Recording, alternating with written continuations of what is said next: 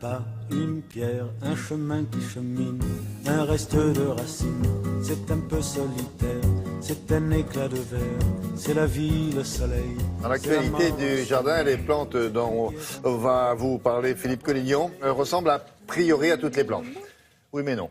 Elles ressemblent, mais elles poussent dans l'eau, elles ne poussent pas dans la terre. Mais qu'est-ce qu'elles font, ces pauvres plantes-là? Vous les sortez d'où? Elles sont déjà extraterrestres, c'est-à-dire qu'elles ne poussent pas dans un terreau, une terre classique. Elles poussent dans des billes d'argile. Ce sont des petites billes, voilà, qui sont vraiment imputrescibles, que l'on voit ici, et avec de l'eau et une solution nutritive. Ah, ça, c'est autre chose. Voilà. Donc, l'origine, elles viennent effectivement de la terre. On a bien lavé les racines. On a débarrassé les racines de toute traces et particules de terre, et elles vont pousser dans ces billes d'argile. C'est quoi l'intérêt de ces plantes dans ces billes d'argile? L'intérêt, c'est, si on n'a pas la main verte, eh bien, on va la découvrir très facilement, parce que ce sont des plantes très faciles. Et ce sont des plantes connues, ou elles sont connues parce qu'elles ont toujours vécu comme ça, ou c'est vous qui les avez adaptées? Ce sont des plantes connues, qui sont connues en pleine terre. Mais alors vous leur changez leur vie, ces on pauvres leur plantes. change leur vie, mais on leur améliore leur vie. Elles vivent dans la terre, elles sont nées dans la terre. Oui, mais lorsqu'elles... Et vous leur mettez des pieds dans l'eau. Oui, mais quand elles passent dans nos mains, elles meurent. Là, elles vont durer longtemps, parce que l'eau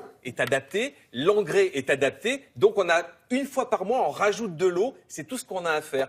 Rien d'autre, on ne sait pas, parfois il faut arroser tous les 15 jours, toutes les 3 semaines, tous les 2 jours. Là, on n'a pas besoin de se poser de questions. Elles puisent l'eau dont elles ont besoin, que ce soit un cactus ou un ficus. Elles ont l'engrais à leur portée racinaire, et surtout, elles sont beaucoup plus en forme qu'une plante. C'est-à-dire que vous avez une plante qui est vraiment en pleine forme, qui attrape moins de parasites et de maladies. Alors comment pourquoi on fait pas ça pour toutes les autres? Alors, en c'est tellement Allemagne, bien. en Suisse, dans le nord de l'Europe, on fait ça. En France, pas encore vraiment, mais ça arrive. Parce que c'est pas dans notre culture. Nous, on aime bien mettre les mains dans la terre. Eh bien, les Européens du Nord, non. Eh bien, il faut que ça change. Oui, il faut que ça change. Ouais, quoi. L'hydroculture est une méthode qui permet de cultiver les plantes sans terre, uniquement dans de l'eau à laquelle seront rajoutés des engrais liquides adaptés. Une méthode fortement conseillée pour les amoureux des plantes d'intérieur qui n'ont pas la main verte. Il faut savoir que les plantes n'ont pas forcément besoin de terre pour pousser. Elles peuvent pousser essentiellement grâce au soleil, aux nutriments. Et l'hydroculture permet de s'affranchir de tout ce qui est terre. Les origines de production de ces plantes sans terre se trouvent en Hollande. Au départ, leur croissance s'est passée dans un terreau traditionnel, mais voilà le secret. Les plantes sont dépotées, débarrassées de leur terre d'origine. Il ne doit rester aucun petit morceau de terre. Le végétal est ensuite replanté dans un contenant rempli de billes d'argile. Il faut tasser plusieurs fois avant le rempotage définitif. La plante reste ensuite en observation de nombreuses semaines pour se refaire une nouvelle santé avant d'être vendue. Tout le secret repose sur la bille d'argile.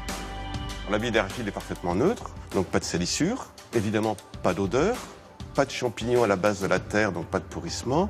Et gros avantage, tout ce qui concerne les cliniques, hôpitaux, les lieux de vie, les cantines, l'hydroculture apporte un vrai plus. Les avantages sont nombreux, la plante est plus légère, moins malade car rencontre l'arrosage et les apports d'engrais plus précisément. Réaliser une composition végétale est assez simple.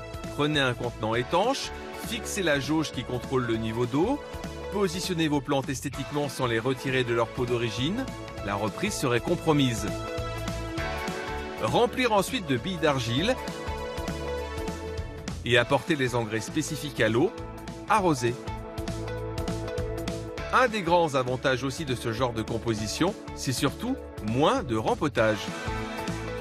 On sait qu'une plante en terre, au fur et à mesure, les racines vont se développer, donc le pot de culture va devenir inadapté.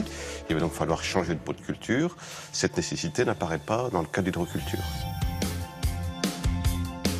C'est quoi l'intérêt pour la plante ? L'intérêt pour la plante en elle-même est double. D'abord, il y aura une croissance qui sera mieux maîtrisée. Et ça, c'est très important. Deuxièmement, pour tout ce qui concerne la taille, ça sera facilité. Tous les contenants étanches sont compatibles, sauf ceux en fer qui sont déconseillés avec les engrais. Les plantes les mieux adaptées sont les boutures enracinées dans l'eau ou déjà cultivées sous cette méthode. Le seul inconvénient, c'est peut-être moins de choix que la méthode traditionnelle. oui, moins de choix, c'est ça que vous avez dit? Un peu moins de choix, un peu plus cher, 10 à 15% plus cher qu'une plante en pleine terre, mais une tenue... Et il y a combien d'espèces différentes Là, on peut trouver à peu près une centaine d'espèces. Ah, bah alors, oui, ça va. moins de choix. Dieu, On ça a va. 500, moins de Ça va. choix. Même les orchidées, on pousse dans ce genre de système. C'est vraiment efficace.